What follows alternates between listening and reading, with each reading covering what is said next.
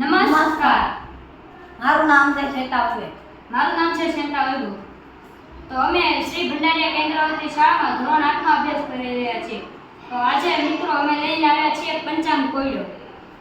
પંચાંગ એટલે શું? હિન્દુ ધર્મના કોઈ પણ કાર્ય કરતા પહેલા પંચાંગ જોવું જરૂરી છે.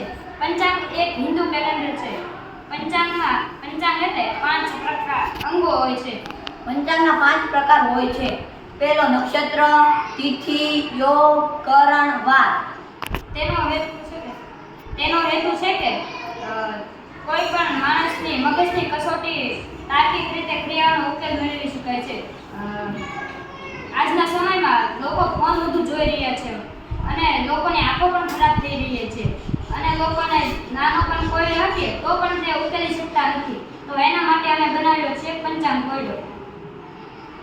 તો તેમાં જોઈતી સામગ્રી: એક પાટિયું, પેન્ટોમેનાના આકારો અલગ અલગ ટુકડાઓ, એક કેલેન્ડર, 2 સ્ટેન્ડ અને અલગ અલગ આકારો કરેલા છે.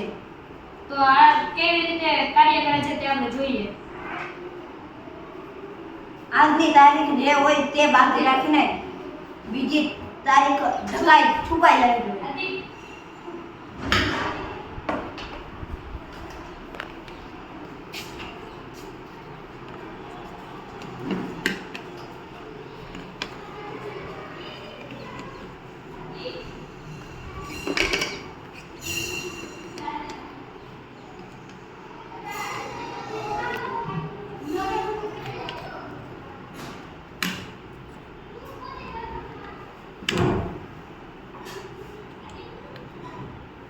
તો મિત્રો, આજની તારીખ 13 એ બાકી રહી અને બાકી બધી જ તારીખો છુપાઈ ગઈ.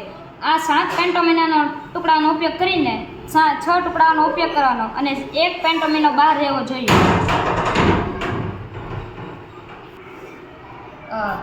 કોઈ પણ બાળક આ પેન્ટોમિનાનો ટુકડાનો ઉપયોગ કરીને ગોઠવે છે શેપને, તો તેની મગજની કસોટી થાય છે અને તેને મગજની કસોટી વધે છે.